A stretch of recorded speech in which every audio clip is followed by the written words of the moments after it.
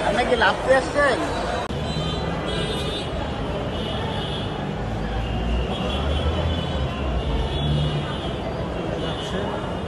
আমরা কিছু